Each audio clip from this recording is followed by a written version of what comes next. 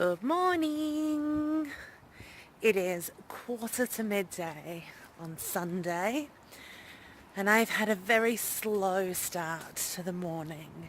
Yesterday we went to a trampoline park for my daughter's birthday celebration, and my partner and I have both woken up feeling a little bit worse for wear after spending a full hour throwing ourselves around on the trampolines. They have trampolines up on the walls. There's a huge foam pit. There's a massive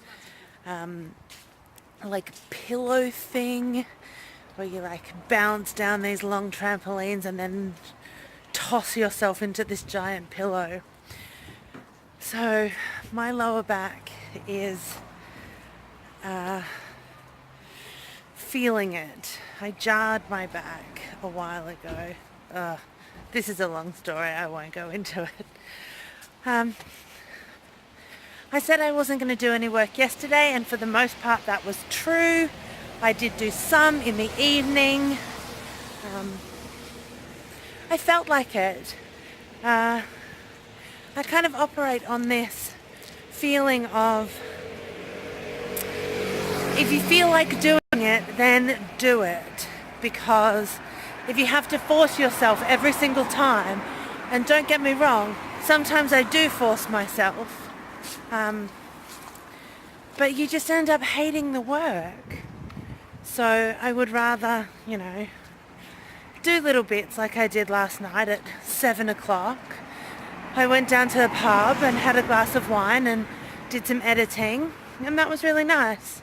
And now I'm on my way to get a coffee, do a bit more editing. So that's going to be my day. Doing some work on the book and then tidying the house. Excitement plus. It's turned out to be a beautiful day here in West London. I'm just going to pick my daughter up from her dad's. My back is so sore from the bouncing and everything. But I got some really good work done on my book this morning. I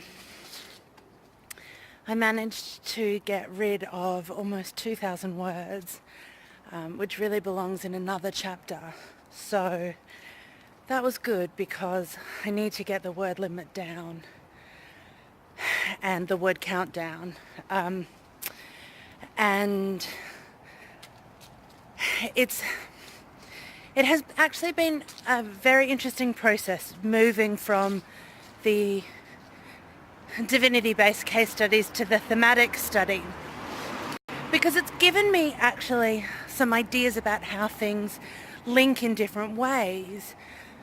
And it's really nice when you've been working on something for so long. I mean, this is based on my doctoral research. So, I've been kind of thinking about these things for 6 years now. And it's nice to think that I have grown as a scholar in such a way that I'm now making much more sophisticated connections and articulating them in a much clearer way. I can now tell which parts were written early on just by the language that I use, by the way that I express the phrases. And I guess that's all part of the point, right? That you grow as a scholar and hopefully continue to grow. And I hope I will continue to grow. I was just thinking before, I was having a look in the bookshelf in my bedroom, and I have a lot of books on academic practice, on academic writing and various things like that, including Wendy Belcher's wonderful book about writing your journal article in 12 weeks, which I actually a couple of years ago did a full 12 week by week review of on PhD to Published. I'll link that in the description below. And I just wanted to see if you guys would be interested in hearing some reviews of academic practice books, both writing and sort of about academic careers and things like that.